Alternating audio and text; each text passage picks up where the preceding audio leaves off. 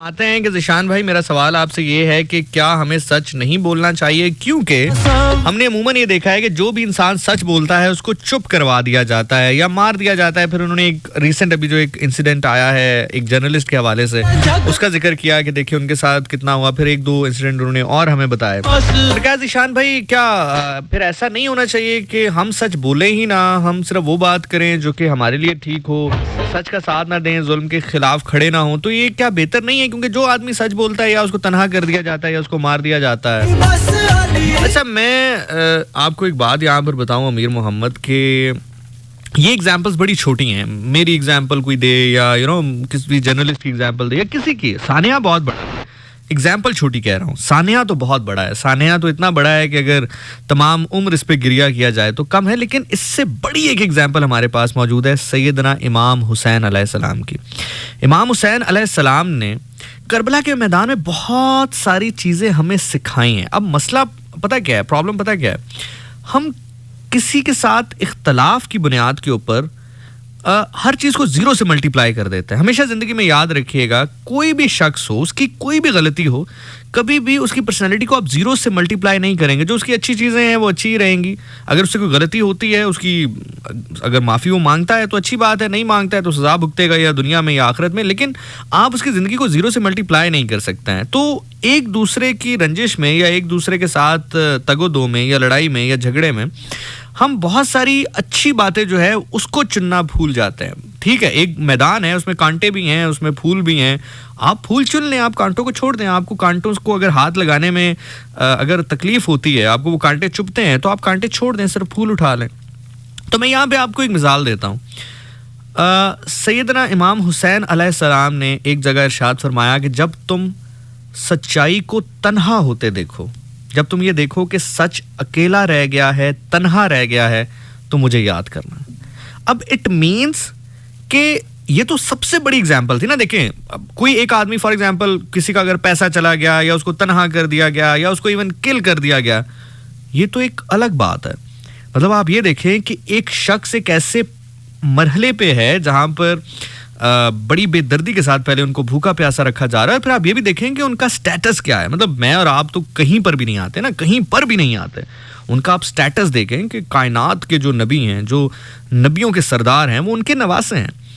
तो आप यहाँ से अंदाज़ा लगाएं कि उनको पहले भूखा रखा जाता है, प्यासा रखा जाता है। मतलब जिनके लिए कौसर उतारी गई, जो कौसर के मालिक हैं, उनको आम पानी जो है वो नहीं दिया जाता। साथ से दरिया बह रहा है, ऊंट पी रहे हैं, घोड़े पी रहे हैं, लेकिन उन पर पानी बंद है। तो पहले तो आप ये देखें कि उनको किस अजियत के साथ रखा जाता है। फिर उनके जवान बेटों पर जुल्म, फिर उनके भाई पर जुल्म, किस तरह की, मतलब आप सभी जानते हैं। I don't want to go in the detail, क्योंकि ज़ाहिर है मुद्दा इस वक्त कुछ और है। बात आपको इस वक्त, जो मुद्दा है वो इस वक्त आपको समझाना मकसूद है।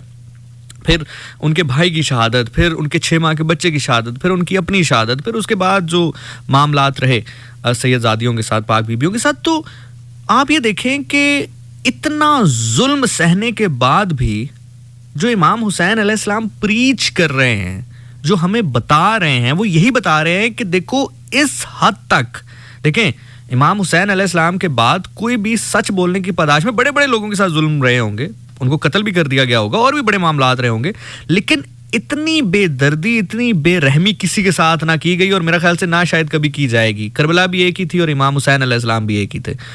तो बात यहाँ पर यह है कि इतना सब कुछ होने के बावजूद भी इमाम हुसैन अलैहिस्सलाम प्रीच क्या कर रहे हैं, बता क्या रहे हैं, वो ये इरशाद कर रहे हैं कि जब भी तुम तन्हा होते देखो, अकेले होते देखो सच को, और तुम्हारे जहन पर कहीं पर यह आए कि क्या मैं दूसरा रास्ता तो इख्तियार नहीं कर सकता, तुम मुझे सोच लेना, तुम मेरा तसव्वुर कर लेना, ताकि तुम्हें फिर से तुम्हारा जो मोराल है वो बंद हो के एक ऐसी शख्सियत भी गुजरी है जिसने, मेरे साथ तो अभी इतना मसला नहीं हो, मेरा तो चलो सोशल बाइकआउट हो गया होगा या पैसों का मामला हो गया होगा, इस तरह के छोटे मोटे मामला लोगों के साथ होते रहे होंगे।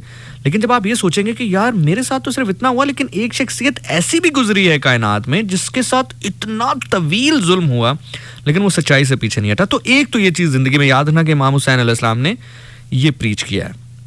उसके बाद अब स्टेप बाय स्टेप हम ऊपर जाते हैं। अल्लाह के नबी सल्लल्लाहु अलैहि वसल्लम, आप ये देखेंगे जब उनको लोगों ने पहले डराने की कोशिश की, धमकाने की कोशिश की, समझाने की कोशिश की। जब वो नहीं समझे तो फिर कहा कि चले हम इनको पैसे देकर खरीदते हैं। उनके चचा अबू तालिब जो हैं उनको बुलाया गया, कहा गया कि आप अपने भतीजे को समझाइए। अबू तालिब जब उनके पास गए, अबू तालिब अलैहिस्सलाम जब उनके पास गए तो अल्लाह के नबी सल्लल्लाहु अलैहि वसल्लम ने फरमाया कि अगर ये मेरे एक हाथ में सूरज और एक हाथ में चांद भी रख दें तब भी मैं हक कहने से पीछे नहीं हटूंगा। इट मीन्स कि अल्लाह के नबी ने वहां पे क्लियरली बता दिया कि कोई भी फायदा, मतलब सूरज और चांद एक ऐसी चीज़ है जिसको खरीदा भी नहीं जा सकता। उन्होंने कहा कि अगर वो भी मेरे हाथ पे ला के रख दें तो भी मैं पीछे नहीं हटूंगा हक बात कहने से। और फिर आप देखें कि शब अबी तालिब, आप अगर मसला ये है कि हम पढ़ते नहीं हैं अपने हीरोज़ को, अपने नबियों की ज़िंदगी को पढ़ें, सहाबा की ज़िंदगियों को पढ़ें, आले बैत की ज़िंदगियों को पढ़ें, तो शब अबी तालिब का ऐसा दौर आ गया जहाँ पे रसूल अल्लाह सल्लल्लाहु अलैहि वसल्लम के साथ जो बच्चे थे, जो उनके साथी थे, उनके पास खाने के लिए चीज़ें मौजूद नहीं थी, खुराक की उनके पास बंदिश हो गई थी। ऐसा मुकाम आ गया कि जहाँ पर उनको सब्ज़ पत्ते जो है उनका इस्तेमाल करना पड़ गया। सो इसी तरह और आप देखें, हिजरत करनी पड़ गई, शहर छोड़ना पड़ गया। देखें किसी भी शख्सियत के लिए आज शहर छोड़ना या मुल्क छोड़ना कदरे आसान है। आप टिकट करवाएं, कहीं पर चले जाएं, आपको पाकिस्तान से बेहतर आसाइशें मिल जाएंगी, पाकिस्तान से बेहतर रहने की फैसिलिटीज़ मिल जाएंगी। लेकिन उस दौर में उनसे अपना मुल्क छुड़वाया गया, शहर छुड़वाया गया, इसी पादाश में ना, सच की पादाश में। तो एक तो अल्लाह के नबी सल्लल्लाहु अलैहि वसल्लम की प्रीचिंग है।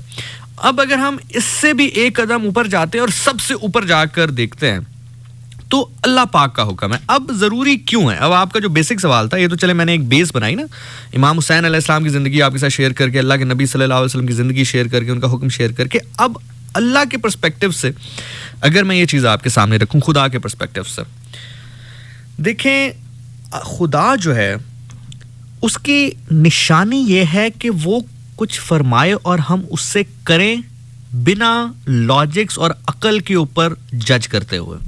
शायर कहता है कि अकल के मदरसे से उठ, इश्क के मैं कदे में आ। ये जो अकल है, मौलाना रूम को जानते हैं ना, मौलाना रूम ने बड़ी खूबसूरत बात कही थी।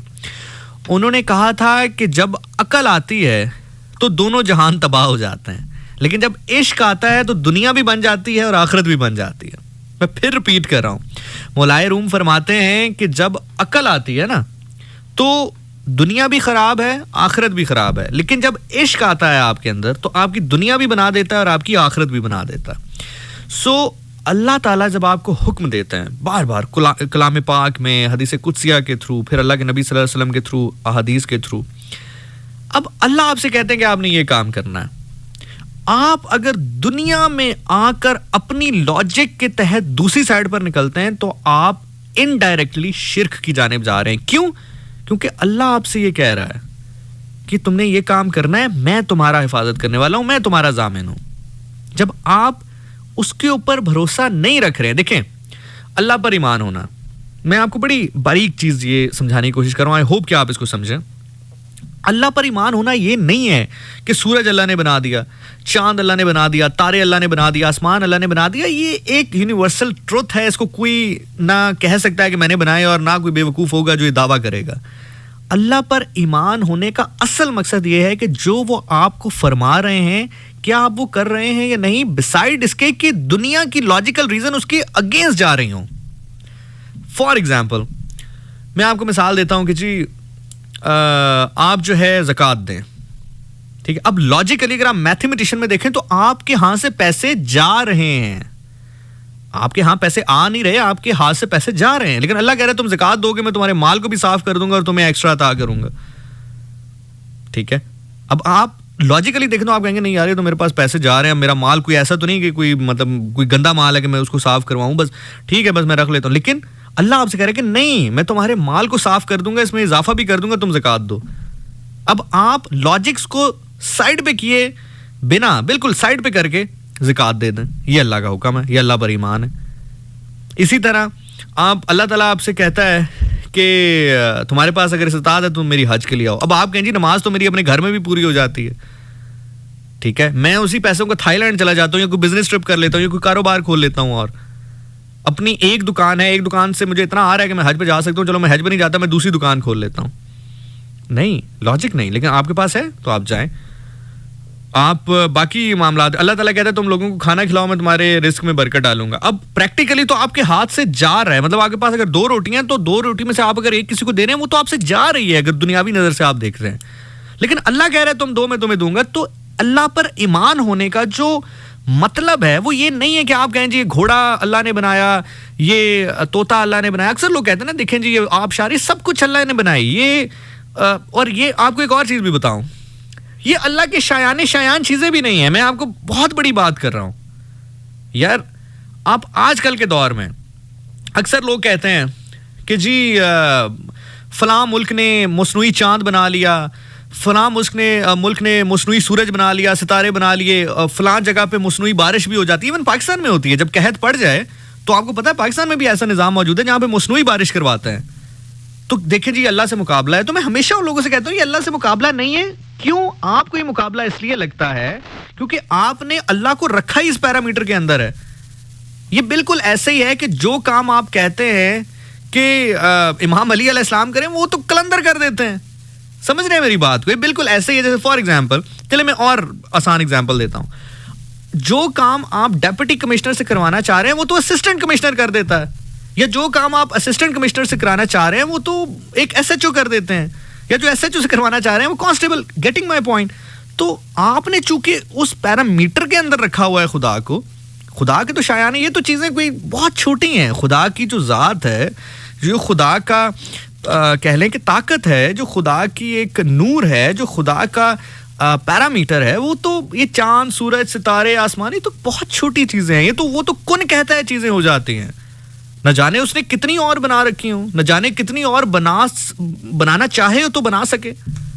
उनके लिए तो कोई भी नामुमकिन चीज नहीं है ना। तो बेसिकली तो अल्लाह को हम अक्सर कहते हैं ना कि जी वो देखे मुकाबला कर रहे हैं, वो मुझे नहीं लगता मुकाबला करेंगे। ये छोटी चीजें हैं, ये तो अल्लाह तो कुन कहता है तो ये चीजें हो जाती हैं। तो बेसिकली जो ईमान है ना, बेसिकली ईमान ये है कि आप हर वो चीज अल्लाह की माने जो कि प्रैक्टिकली देखने से आपको लग रहा होगा इसमें मुझे नुकसान हो जाएगा, लेकिन अल्लाह कह रहा है कि तुम ये कर लो। फॉर एग्जाम्पल मैं आपको मिसाल देता हूं। एक दफा अल्लाह के नबी सल्लल्लाहु अलैहि वसल्लम जो हैं वो अपने सहाबा को लेकर एक पहाड़ी पर गए और कहा कि अगर मैं आपसे कहूं कि यहां से एक लश्कर आ रहा है तो क्या मेरा यकीन करोगे? कहा रसूल अल्लाह बिल्कुल करेंगे। तो कुछ साहबा ने तो इवन ये भी कहा कि अल्लाह के नबी सल्लल्लाहु अलैहि वसल्लम अगर कोई नहीं भी आ रहा, अगर आप कहेंगे ना कि लश्कर देखो सामने आ रहा है, तो हम कहेंगे हाँ आ रहा है, क्योंकि अल्लाह के नबी गलत नहीं कह सकते। That's called Iman.